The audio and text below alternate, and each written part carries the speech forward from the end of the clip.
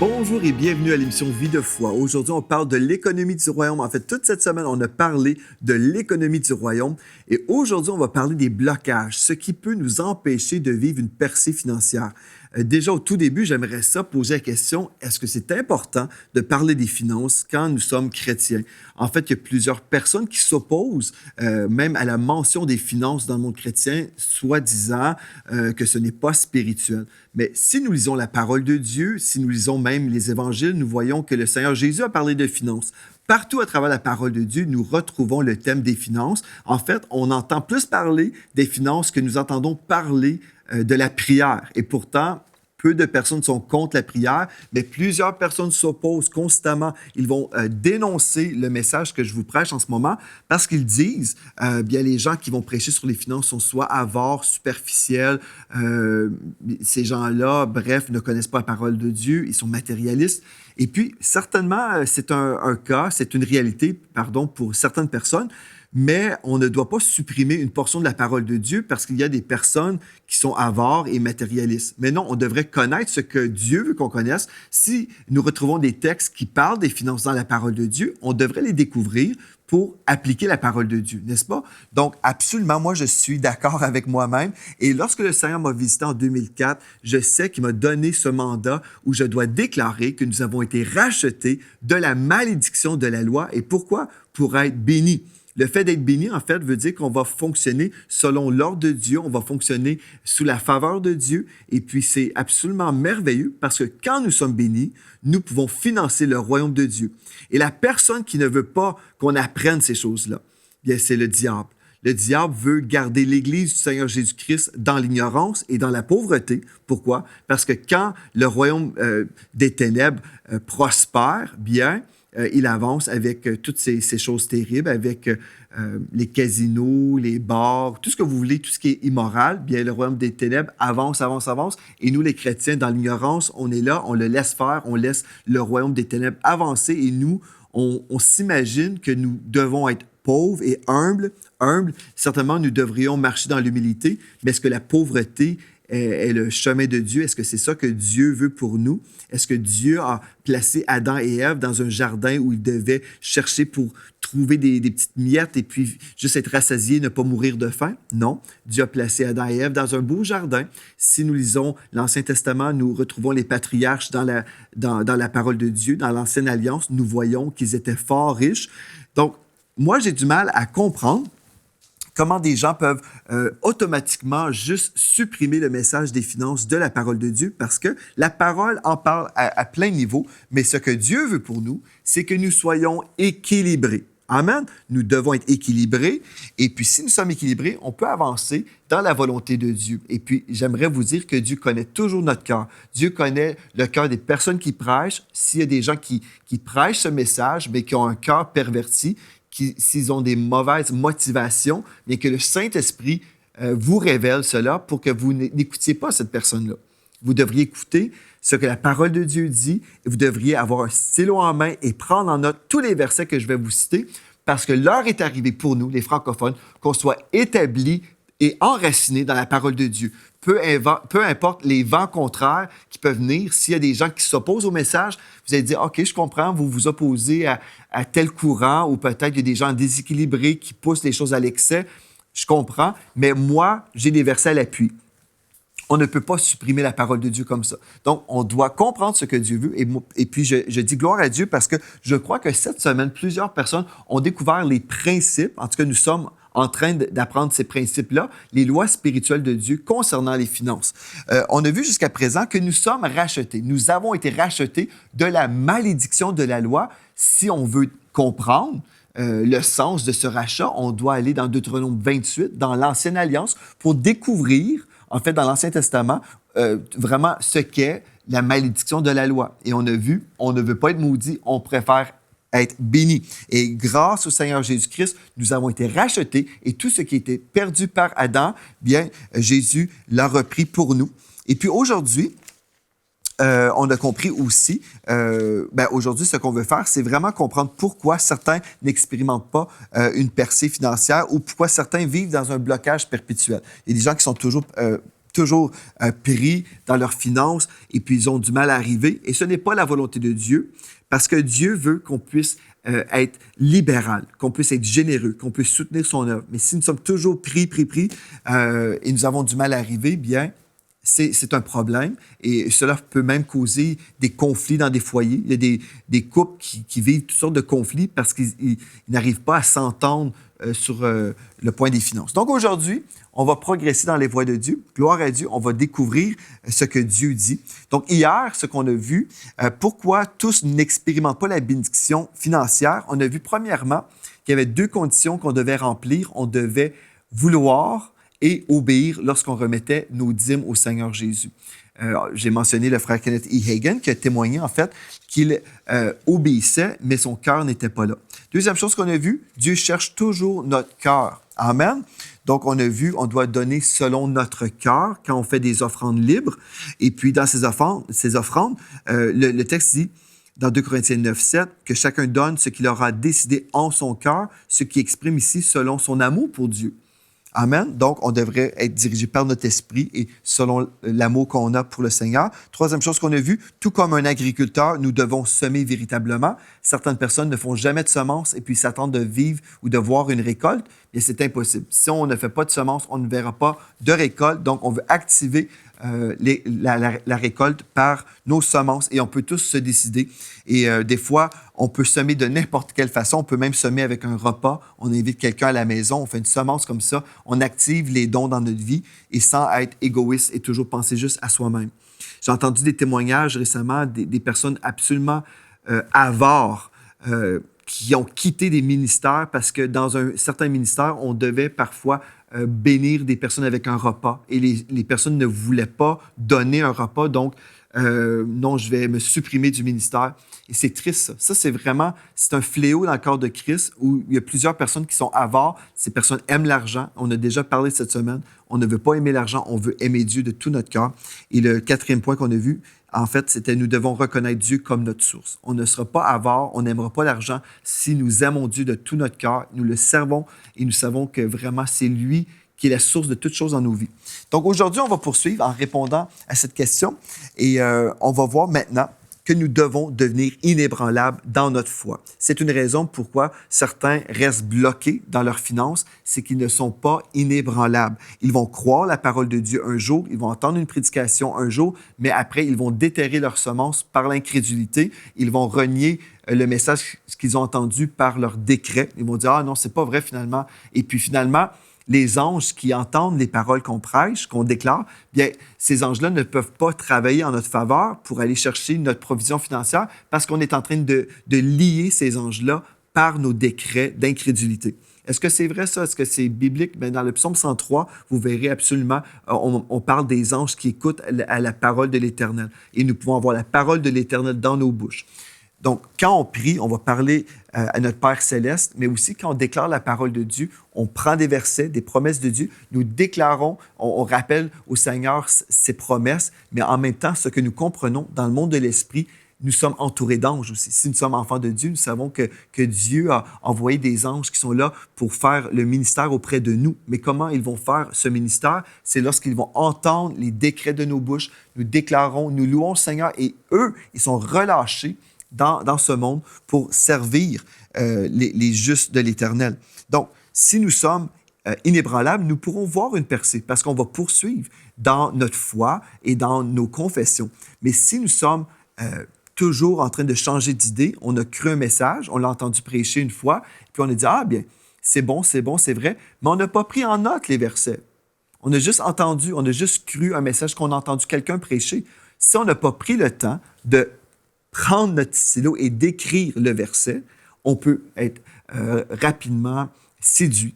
Parce que, vous savez, il y a beaucoup de gens qui vont parler contre le message que je vous prêche en ce moment. Ils vont dire « Ah, bien, il y a un autre évangile, l'évangile de la prospérité. » On va dénigrer l'évangile de la prospérité. Et habituellement, les gens qui dénigrent ce message ne comprennent pas véritablement le message de la prospérité. Le mot prospérité fait très, très peur, surtout aux francophones. Parce que le mot se retrouve assez rarement dans nos Bibles. Dans le monde anglophone, on a moins de difficultés à croire dans la prospérité parce que ce mot-là se retrouve partout dans la Bible anglophone. Mais dans le monde francophone, prosperity, on s'imagine que c'est une doctrine américaine. On s'imagine toutes sortes de choses. En fait, vous pouvez remplacer le mot prospérité par le mot shalom. Dans nos Bibles, le mot shalom, en fait, est traduit souvent comme paix. Et on n'entend jamais des personnes prêcher contre la paix. On ne voit jamais des sites web qui dénoncent, qui dénigrent les prédicateurs de la paix. Mais pourtant, le mot shalom se traduit par paix en français et en anglais, on retrouve le mot prosperity, prospérité. Mais qu'est-ce que ça veut dire prospérité? En fait, ça veut dire rien de manquant, rien de brisé. Ceci veut dire que nous sommes entiers en Christ. C'est une bonne chose, n'est-ce pas, d'être entier, de ne pas souffrir de quelque chose, d'être restauré pleinement. Moi, je crois que tout ce que Adam a perdu dans le Jardin d'Éden, je crois que le Seigneur Jésus a complètement racheté tout ce qui avait été perdu. Donc, je peux me réjouir. Et là où on doit être équilibré, c'est dans notre compréhension de l'enseignement sur la prospérité.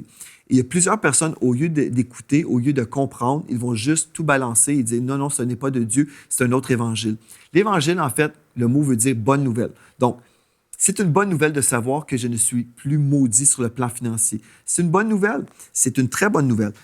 Mais on ne prêche pas à droite et à gauche constamment « Venez à Jésus afin d'être délivré sur le plan financier ». Non, on prêche la délivrance de l'enfer. Gloire à Dieu, parce que c'est ça qui compte premièrement. Mais dans la prédication aussi, on doit équiper les enfants de Dieu avec toute la connaissance du Seigneur à tous les niveaux. Donc, une grande partie de notre vie implique certainement nos finances. Donc, on doit enseigner tout le conseil de Dieu. Et puis moi, je n'ai point honte de l'Évangile de Jésus-Christ. Donc, nous devons être inébranlables. Dans Deutéronome 28, verset 8, on a déjà mentionné la bénédiction qu'on a lue dans la première émission. Ici, je vais vous lire juste le verset 8 qui nous dit « L'Éternel vous bénira en remplissant vos greniers et en faisant réussir tout ce que vous entreprendrez. » Donc, la bénédiction de l'Éternel implique la réussite. Gloire à Dieu. Est-ce que vous voulez réussir dans votre vie?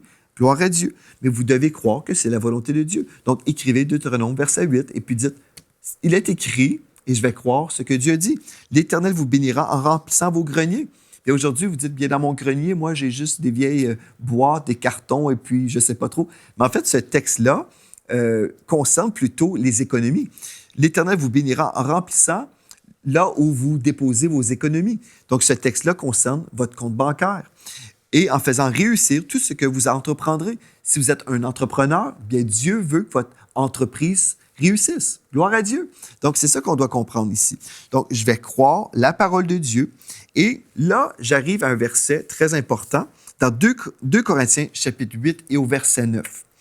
J'aimerais premièrement dire que le mot « riche » n'est pas péché.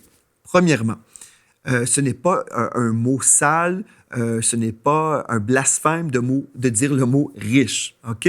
Vous prenez de la crème qui est très, très riche dans votre café, par exemple. OK? Ce n'est rien de mauvais. C'est une description, on décrit la crème. Bon, elle est riche. OK? Donc, en fait, quand nous avons de la richesse, ceci veut dire que nous avons en abondance. Nous avons en abondance tout simplement. Le texte nous dit dans 2 Corinthiens, chapitre 8 et au verset 9, dans la version King James française, et je vais juste vous dire, je vous invite à la maison, prenez le temps à la maison et lisez le texte dans son contexte. Parce que tout de suite, le diable ne veut pas que les enfants de Dieu comprennent ce texte-là. Ce que le diable veut, c'est qu'on dise « Ah, ça c'est spirituel. Ce texte concerne l'esprit. » En fait, non, ce texte concerne les finances. Si vous lisez le texte dans son contexte, vous verrez que ce passage des Écritures nous parle de finances. Amen? Le texte nous dit dans 2 Corinthiens 8, 9, « Car vous connaissez la grâce de notre Seigneur Jésus-Christ, qui, bien qu'il était riche, cependant s'est fait pauvre pour vous, afin que par sa pauvreté, vous deveniez riches. » OK.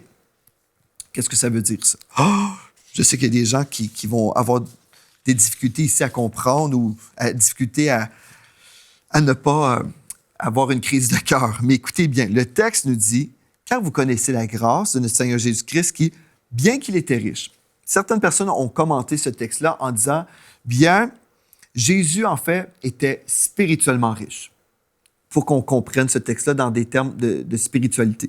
Non. on va relire, vous connaissez la grâce de notre Seigneur Jésus-Christ qui, bien qu'il était riche, au ciel, nous savons que le Seigneur Jésus était très, très riche au ciel, n'est-ce pas? Dans le royaume de Dieu au ciel, gloire à Dieu, il était riche. Cependant, s'est fait pauvre pour vous. Est-ce que Jésus s'est rendu spirituellement pauvre, comme certains vont prêcher? Est-ce que ça fait du sens que Jésus allait de lieu en lieu faisant du bien et guérissant tous les malades parce qu'il était spirituellement pauvre? Celui qui est spirituellement pauvre ne peut pas faire des exploits pour le Seigneur. Mais Jésus faisait des exploits parce qu'il était spirituellement riche. Mais nous comprenons plutôt ce texte-là que le Seigneur Jésus a quitté la richesse du ciel et il s'est appauvri en venant sur cette terre, en marchant les deux pieds dans le sable. Il se promenait avec des sandales dans ce monde. Il était pauvre comparativement à sa gloire céleste. Donc, bien qu'il était riche, cependant, s'est fait pauvre pour vous, afin que par sa pauvreté physique, là, je ne parle pas d'une pauvreté spirituelle, mais d'une pauvreté physique, vous deveniez riche. Dans la version Louis II, vous allez retrouver le mot « enrichi ». Pourquoi? Parce que le mot « riche » fait trop peur aux gens. Donc, on a traduit ça comme ça. Mais le vrai mot, c'est « riche ». Ceci veut juste dire que vous avez en abondance pour pouvoir tous vos besoins. Ceci ne veut pas dire que vous allez conduire un certain modèle de voiture. Ce n'est pas ça, parce qu'on pense souvent comme le monde. Mais si on pense selon Dieu, si on est riche en bonne œuvre, si on est riche dans la provision de Dieu, dans nos finances, on comprend que cette richesse a un but. C'est une prospérité pour un but. Le but, c'est de financer le royaume de Dieu. Amen. Donc, je veux vous inviter, au nom de Jésus, à abandonner les traditions des hommes et croyez ce que Dieu dit. Amen. Venez avec moi dans 2 Corinthiens, chapitre 9. Et là, je vais vous lire un texte qui nous parle des semences. OK, donc sachez-le, celui qui sème peu moissonnera peu, on a vu ça hier, et celui qui sème abondamment moissonnera abondamment. Que chacun donne comme il a résolu en son cœur, sans tristesse ni contrainte, car Dieu aime celui qui donne avec joie. Amen. Et là, au verset 8, « Et Dieu peut vous combler de toutes ses grâces, toutes ses faveurs, le mot grâce parle de faveur, afin que possédant toujours, en toutes choses, de quoi satisfaire à tous vos besoins, vous ayez encore en abondance pour toute bonne œuvre. » Voyez-vous, vous avez tous vos besoins rencontrés. Là. Pourquoi? Pour toute bonne œuvre. Verset 9, « Selon qu'il est écrit, il a fait des largesses, il a donné aux indigents, sa justice subsiste à jamais. Celui, Dieu, qui fournit de la semence au semeur et du pain pour sa nourriture, vous fournira et vous multipliera la semence et il augmentera les fruits de votre justice. Vous serez de la sorte enrichis à tous égards pour toute espèce de libéralité qui, par notre moyen, feront offrir à Dieu des actions de grâce. » Bon, ce texte-là nous dit tout simplement, on va toujours en avoir assez pour répandre la bonne nouvelle. C'est ça, on va toujours avoir assez de provisions financières pour financer le royaume de Dieu. Le diable ne veut pas que les enfants de Dieu soient en moyen de financer le royaume de Dieu. Pourquoi? Parce qu'il veut que la provision qui est dans le monde, il veut que cette provision soit investie pour le royaume des ténèbres. Mais si nous sommes chrétiens, si nous sommes renouvelés dans nos pensées, nous allons découvrir, ah non, Dieu a créé une certaine prospérité qui est dans notre monde. Cette prospérité doit absolument être investie pour le royaume de Dieu. Amen. Il n'y a rien d'avare ou de superficiel dans tout ce que je vous dis. Mais au contraire, je retrouve des chrétiens égoïstes qui disent parfois, « Ah bien moi, si j'ai suffisamment d'argent pour moi et ma famille, bien, nous sommes OK, nous sommes corrects. Si j'ai assez d'argent pour moi, mais remarquez le « moi ». Si j'ai assez d'argent pour moi, c'est tout ce que je veux. Mais en fait, la personne qui parle comme ça est simplement concernée par sa personne, par sa famille. Mais non, mais oui, vous voulez avoir suffisamment de ressources pour vous-même et votre famille, mais vous devriez avoir un cœur élargi où vous voulez bénir l'œuvre de Dieu, où vous voulez bénir des missionnaires, où vous voulez bénir des ministères. Amen. Donc, on doit enlever les lunettes de la pauvreté, les lunettes de la tradition qui volent le corps de Christ depuis des années. Non, au nom de Jésus, moi, je déclare comme l'apôtre Paul, je n'ai point honte de l'évangile de Jésus-Christ. Et tout ce que je vous dis là fait partie de la parole de Dieu. Vous avez votre stylo, vous avez écrit les versets, vous pouvez faire une recherche. Ne contestez pas ce que je vous dis sans faire des recherches. Ça, c'est malhonnête. Il y a beaucoup de chrétiens qui sont malhonnêtes. Ils vont entendre des gens et puis je comprends aussi qu'il y en a des prédicateurs qui vont prêcher sur les finances avec une mauvaise motivation parce qu'ils veulent avoir de l'argent. Mais ça, c'est malheureux, mais il va toujours avoir des imitations partout. Allez-vous tout bannir dans le monde parce qu'il y a des imitations? Non, on doit découvrir la vérité. La vérité est dans la parole de Dieu et c'est à vous d'être responsable, c'est à vous de découvrir ce que Dieu a dit. Quand vous découvrez ce que Dieu a dit, vous pouvez ensuite relâcher votre foi et dire, il n'y a personne au monde qui peut me voler ce texte-là. 2 Corinthiens, chapitre 9, que je viens de lire, là, c'est écrit. Et s'il y a quelqu'un qui arrive qui vous dit, non, non, non, il ne faut pas croire à ces choses-là, non, c'est faux, bien, si vous avez un verset à l'appui, vous êtes équipé. Et c'est ma prière pour vous que dans l'émission Vie de foi, vous allez être équipé avec la parole de Dieu. OK? Donc, moi, j'accepte d'être riche pour Jésus, c'est-à-dire avoir tous mes besoins rencontrés et en surplus pour que je puisse être une source de bénédiction. Amen et Amen. Et je vais vous lire un autre texte concernant la richesse dans 1 Timothée 6 et au verset 17. L'apôtre Paul a dit à son fils spirituel, « Recommande aux riches du présent siècle de ne pas être orgueilleux et de ne pas mettre leur espérance dans des richesses incertaines, mais de la mettre en Dieu, qui nous donne avec abondance toutes choses pour que nous en jouissions. » Donc, recommande aux riches du présent siècle de ne pas être orgueilleux. Nous savons ici que l'apôtre Paul disait à Timothée, tu vas prêcher aux riches, là. Les riches ne doivent pas être orgueilleux, ils ne doivent pas mettre leur espérance dans des richesses, mais ils doivent mettre leur espérance en quoi? En Dieu, qui fait quoi? Qui donne, qui nous donne. Remarquez, pas juste eux, là, les riches qui sont perdus. Non, non, qui nous donne, à tout le monde, là, qui nous donne avec abondance toutes choses pour que nous en jouissions. Donc, non seulement, quand nous avons une provision, on va financer l'œuvre de Dieu, mais vous pouvez aussi en bénéficier. Mais vous allez en bénéficier si votre cœur est droit devant Dieu, si vous aimez Dieu de tout votre cœur, si Dieu est votre trésor, et si vous aimez les choses, si vous commencez à aimer et avoir votre trésor sur la terre, c'est là où vous faites fausse route. Parce que Dieu, là, il va peut-être vous dire, c'est maintenant le temps de semer cette fourgonnette. Mais si vous aimez votre fourgonnette, bien, vous allez résister et vous allez vraiment déplacer votre amour qui devrait être investi en Dieu exclusivement et vous allez l'investir dans des choses matérielles qui disparaissent et qui ne valent pas le coup. Donc, c'est toujours une question de cœur, une question d'oreille. Il y a des gens qui comprennent mal, qui répètent ce qu'on dit et ils n'ont pas une bonne motivation. Mais aujourd'hui, j'ai la foi que plusieurs personnes, en ce moment, vous êtes en train de grandir dans les voies de Dieu. Je vais définir maintenant le mot qu'on a vu dans 2 Corinthiens 8, 9, le mot « riche ». Parce que là, on a lu le texte qui nous dit « Par sa pauvreté, vous deveniez riche ». Le mot, c'est plutéo en grec. Donc, vous pourrez aller visiter le site web enseigne-moi.com et faites votre propre recherche. Vous verrez si c'est le pasteur Joël qui vous enseigne la vérité ou si c'est faux. Amen? Donc, être riche veut dire avoir de l'abondance, des possessions extérieures, métaphorique, être richement fourni, si opulent dans ses ressources qu'il peut donner les bénédictions du salut à tous. Donc, voilà, je pense que le terme que je viens de vous lire à partir du grec confirme exactement ce que je viens de vous dire. Donc, si les enfants de Dieu n'ont pas d'argent, ce sont les enfants du diable qui possèdent la provision de Dieu. Ce serait vraiment très facile pour moi de dénoncer le message de la prospérité. Savez-vous pourquoi? Car la majorité des chrétiens ne le comprennent pas et ils n'ont que des préjugés.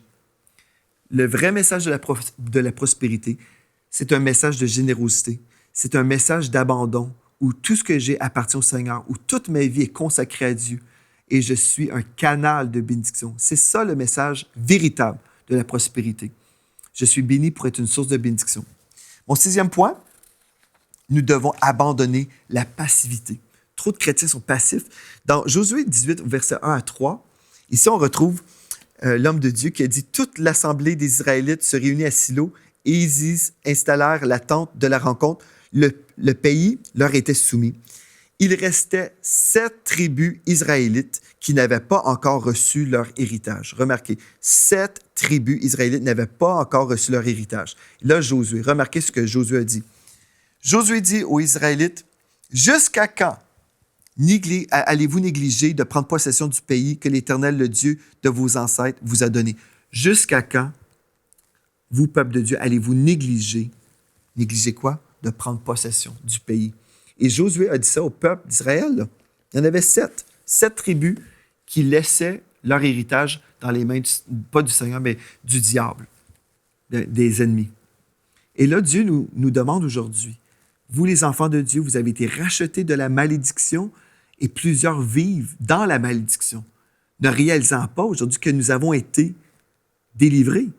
Bien, Dieu veut aujourd'hui qu'on réclame, et c'est mon 7e point, qu'on réclame notre héritage, qu'on dise à Satan, Satan, enlève tes pattes sales de sous mon argent et louez le Seigneur ensuite pour la provision. Comme vous louez le Seigneur, c'est très important, là. Vous allez réclamer votre héritage. Premièrement, comment réclamer votre héritage? Vous devez connaître votre besoin. C'est comme quand j'avais besoin d'un salaire, quand je venais de quitter le monde de la télé anglophone, je déclarais, Seigneur, tu pourvois tous nos besoins selon ta richesse avec gloire, mais je savais que j'avais besoin de mon salaire pour vivre.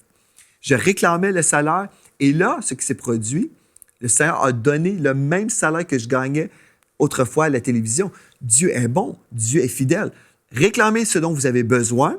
Ensuite, vous allez chasser Satan. Vous allez commander à l'ennemi, qui est le Dieu de ce monde, selon 2 Corinthiens 4:4. Vous allez lui dire, t'enlèves tes pattes sales au nom de Jésus, de cette provision qui me revient au nom de Jésus. Ensuite, vous louez le Seigneur, vous déclarez la parole de Dieu et les anges vont entendre cette parole, vos paroles qui vont sortir de vos bouches, ces paroles de bénédiction, et ils sont relâchés pour transférer la richesse des païens dans votre compte bancaire à vous. Vous allez dire, ah mon Dieu, c'est spécial ça, je n'ai jamais entendu parler de ça.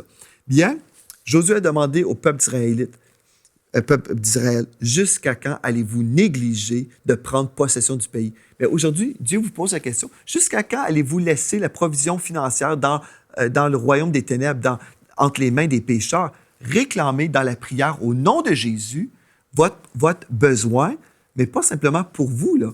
C'est là où les gens ont du mal à comprendre. Ce n'est pas pour être égoïste, centré sur notre gros jeu, c'est pour être un canal de bénédiction.